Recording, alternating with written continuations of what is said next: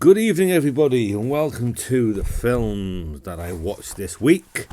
We'll just jump straight into this. If I can see where we are. Okay. All right, so what I watched to start with was a film called Double Impact with Jean-Claude Van Damme, which, to my surprise, I'd never seen, which it surprised the hell out of me. And I enjoyed it. Van Damme plays... He plays brothers. Two brothers that are different. They look a little bit different. But he plays it well. Lots of action, lots of fun. 1991. Lots of action. I enjoyed that one. I give it a 7 out of 10. It was a lot of fun. Then I watched a film that maybe wasn't so much fun. It was, from 1994, an anthology called Future Shock. This is framed around a psychiatrist who uses artificial intelligence to probe the minds of his patients. And the first story was about a woman who was paranoid when she was home alone, thinking all kinds of weird stuff. She's being attacked. Didn't mind that. I give that one a 6. Story 2 was this weedy guy works in like a morgue. He has the house, a tenant from hell, played by Bill Paxton, which that was fun. Give that a 6 as well. And story 3 was a man obsessed with death. I didn't care about that one. I give that one a 4 out of 10. Then from 2008, I haven't seen it for a while. A film called Defiance. Daniel Craig, Liev Schreiber, one of them. They play brothers and they lead a group of Jews that hide in a forest. I think it was in Belarus, but don't quote me on that. And they live their lives in this forest. A very good film, I thought. As I said, I've seen it before, but not for a long time. I give it an 8 out of 10. Very good. And when I watch things like this, you just think Jews were killed just because they were Jews. Even now, my head cannot fathom how that happens. I just don't understand it. But solid film. Then, from 1987, from this set, ignore the cover, because I can't find the covers to the three of them. So I put them all in one box. And the film was Evil Dead 2. Everyone knows Evil Dead 2. It's a lot of fun, a lot of creativity flowing in this film. Not my favourite. My favourite would be Army of Darkness, but what a fun film. They're all fun. Give it an 8 out of 10.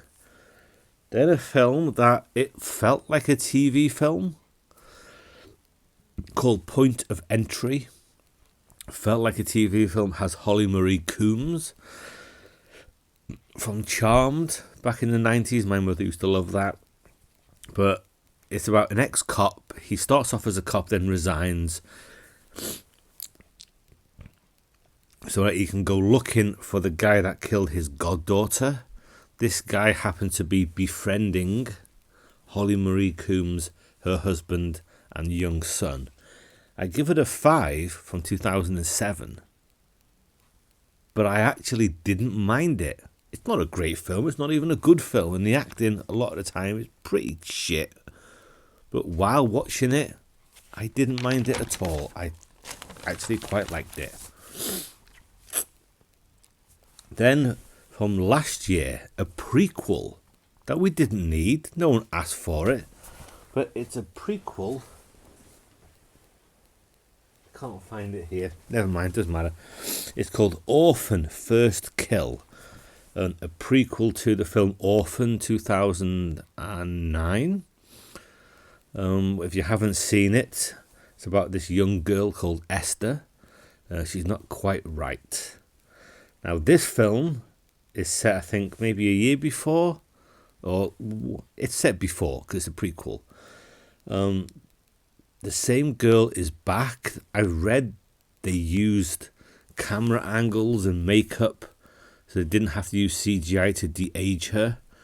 But it's more of the same, but there was a twist in the middle that I didn't see coming. I liked the first Orphan film. I didn't know that twist. Even though you know the twist in this, even though you know, let's get this right, even though you know what she is, the twist in the middle turned it on its head. And I didn't mind it at all. I give it a 6 out of 10. Thought it would be dog shit, but I didn't mind it. Then from 1997, As Good as It Gets. Haven't seen this for a long time as well. I do own it somewhere. But Jack Nicholson, Helen Hunt. I often get confused between Helen Hunt and somebody else, but I can't think who that somebody else is. Anyway, she's a waitress at this cafe restaurant.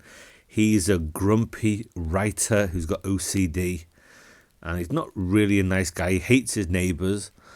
He hates his neighbour's dog, but we get through the film, and it's just, I like it. I liked it when I saw it the first time years ago, and I like it now. Jack Nicholson, over the years, I love Jack Nicholson. He makes every film better that he's in. I give it a 7 out of 10.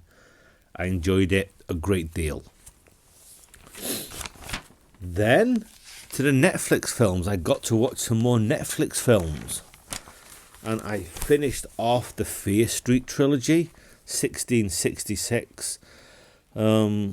We see how this curse started, but then towards the end, middle-ish, endish, we go back to 1994. Oh, for the last 50 minutes, I've got it written down. For the last 50 minutes, we go back to 1994. The weakest of the three, but I'd give it a 6 out of 10. I didn't mind it, but definitely the weakest.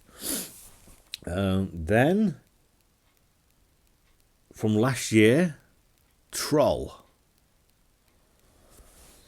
A mountain cave troll or a mountain troll is awakened, and then he goes on a rampage to the capital of Norway. It's a Norwegian film.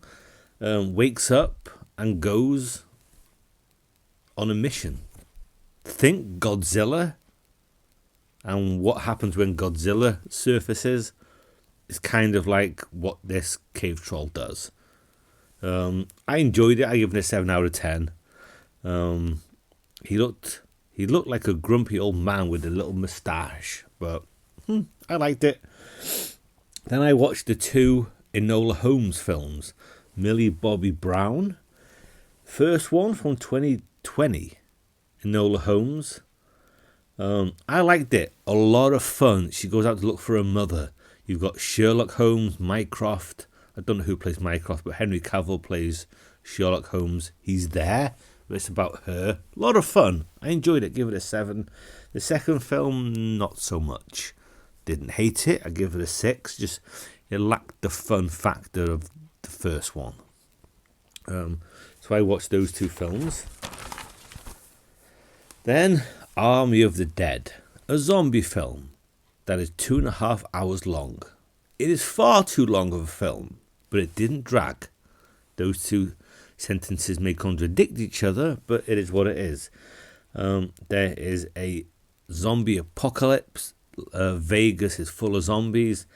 They're going to nuke it in a certain amount of time, but some guy wants $200 million retrieved from a casino. So Dave Bautista, I like Bautista. Not overly charismatic, but I like him. Puts a team together to go into Vegas and get the money. You've got zombie alphas, queen zombies, zombie fetuses. 2.5 hours. I give it a 6 out of 10. I rather enjoyed it. And we end with The Grey Man from last year also. For the life of me, I thought it was Ryan Reynolds. I think I'd rather it have been Ryan Reynolds. It might have been a very different film, but Ryan Gosling.